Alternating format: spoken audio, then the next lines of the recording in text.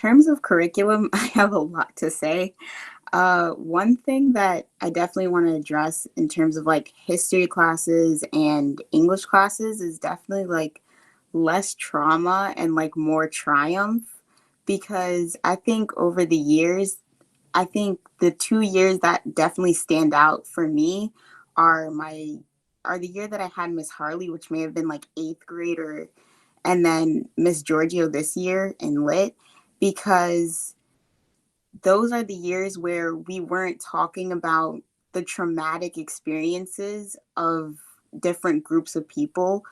We weren't speaking about the same like regurgitated facts about slavery. We weren't going over the Holocaust and like the same facts about it. It was something different where they were speaking about the triumphs of those communities and how they've grown from those experiences.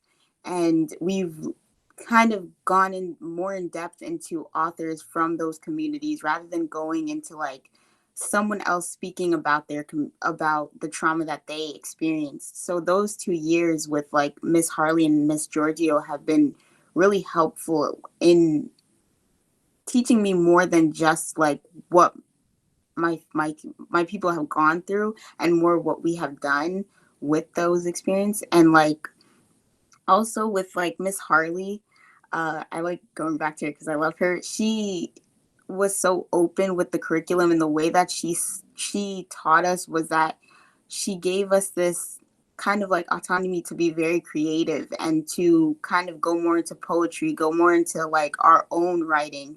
And that was very helpful with the writing college essays later on, because I was able to tap back into that creative side that she really wanted us to go into when we were younger. So definitely giving students more freedom when it comes to their curriculum is kind of helpful, in my opinion, with college. And also, where Michael Peck was talking about the SAT, it was literally like ninth grade, 10th grade, they're like, relax, it's fine. And then 11th grade, they're like, why aren't you preparing for the SAT? You should be doing this, and this, that. And since the SAT is so important in terms of the college application process, it doesn't just determine like if you're ready for college, it determines if you can afford college for some students. And the history of the SAT itself is racist. So for a lot of kids, that test is such an important test for them to get into college, because they might have had a terrible high school experience and then that's the one test they need. And they might not be able to afford classes. They might not be able to afford books. So having classes that actually focus on um, prepping for the SAT, because it's less of like learning the problems and more of learning like techniques and different tactics on how to tackle the SAT, because it's less about like, it's like Michael said, they're simple word problems, but they're so, the way that they're worded might be confusing. So if you give classes for students to decipher it and to learn how to tackle those questions so that they don't have to spend $300 $400 going after school after like an 8-hour school day, then they have to go for another 2 hours at some SAT prep thing just for them not to get the score that they're looking for. It would be more helpful to have that in the curriculum in the beginning, so that we're not stressed by the time we reach 11th grade and we're stressing from 11th to 12th. And even with like, if we had that prep, I feel like a lot more 11th graders would have taken the SAT when they did. And we wouldn't have been in the situation where it's like we have to apply test optional in 12th grade because of that. So, yeah. For I would speak about for the Elmont curriculum, I would say it's a decent amount because in last year in 10th grade, the like with the problems in the Middle East and stuff, and with my social studies teacher, I was actually surprised that she covered it about the Palestinian Israeli war that's happening. I was surprised that my teacher that's covered it, because I mean I know that not all people know about it. I mean like some people like it's in the Middle East, why should I care? But it's a very big important, like we should be, especially like in world history, like it's world history, you have to learn about everyone. And like I feel like you should do more, and especially like in slavery too. Like I open like in the social media, I open like TikTok or Instagram, and I learn new stuff about slavery that I never learned in school that I should have learned in school. Like you just all I feel like in school, like I feel like it depends on the teacher, but most of the time it's just like slavery is bad. It happened a long time ago. Just that's it. I don't feel like we covered it more, and I get surprised. Like I'm not even surprised when I learn stuff like new stuff that I've never heard of about slavery. Like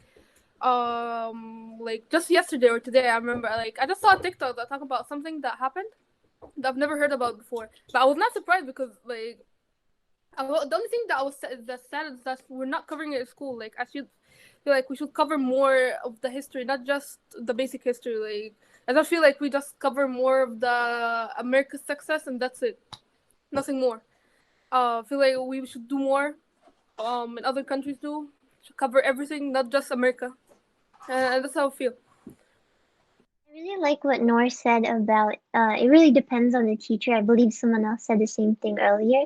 Because, I mean, it really does depend on the teacher and how they can find ways to implement different cultures into their curriculum. Like, I mean, in AP Calc, it's not that easy to implement culture. Maybe not in AP Physics either. But the thing is, like, in my Spanish class, for example, with Miss Saavedra, she has created a lesson on African Latinos, and we are going to be learning about them, even though, like, Black History Month has already, like, finished. So the thing is, like, I do appreciate, that inclusivity, and I also agree, like, with what Liana said. It also seems like the same things are getting recycled over and over again. Like, we learn about one thing all the way in seventh grade, but we haven't really been elaborating on that or learning more aside from, the basics. And another example is like in my history class, my teacher has created like every single day we'll do a Black History Month poll, and I also think that was a very good idea. So that doesn't mean it's impossible to implement, different cultures. It just means it does depend on the teacher, and it's going to be a little difficult. But with, I believe, some advice and some example, I'm sure it's not going to be that too as hard. I believe that when it comes down to these courses that we take, like AP Environmental Science or AP Psychology, I feel like we're so focused on preparing for this test in May. Like, from the first day of September an AP class or a Regents class, I'm constantly reminded that, oh, we have to prepare for this exam, we have to prepare for this exam. And it's more of like, it's not about embracing the material, it's more of like getting good grades and making sure that you understand it enough to the point where it's sufficient to be on to, get a good grade on the exam. I feel like we're so focused on these numerical grades, and we're so focused on this. Like I feel like when I entered AP Environmental Science, like I took that class primarily because I was very interested in environmental science, and I would have loved had an environmentalist came in and spoke to us about like, different things that we're learning about, like let's say air pollution and, human impact on the earth. I feel like what had we taken the approach to where we're more preparing for a career instead of developing numerical grades, like it will be a better approach to learning in these classes. And in addition to that, I know we talked a lot about the SAT preparation, but I feel like as a school, we can also do just a little bit better on the college preparation process. I know guidance does do presentations. I feel like maybe we can start implementing these a little earlier within grades. I know we start doing these presentations maybe your 10th or 11th grade, but we can even start preparing for the SAT maybe in like 9th or 10th grade, or at least allowing the students to be more knowledgeable that they have to take these exams. I know in 9th grade, I knew that I didn't even have to take the SAT in order to get into college or for the college application process. And maybe if there was even more ways that we can tell kids about the college application process in general, starting at younger grades. I just want to go back to what Chris said about preparing for the APs. I think ever since we've been in like 9th grade, ever since we've been younger, we've always had like a test to prepare for, whether that be like the state test, the SAT, the AP. We've always had a test that we've been preparing for. And the idea of like learning has kind of been like shifted and changed because of it. We're now like learning, and more learning is less of learning and it's more of memorizing, and we're just memorizing so that we can get a grade. And then by the time when you have to go back to those concepts, I think there's like that running joke where it's like, oh, the only thing that I remember from high school is the mitochondria, the powerhouse of the cell.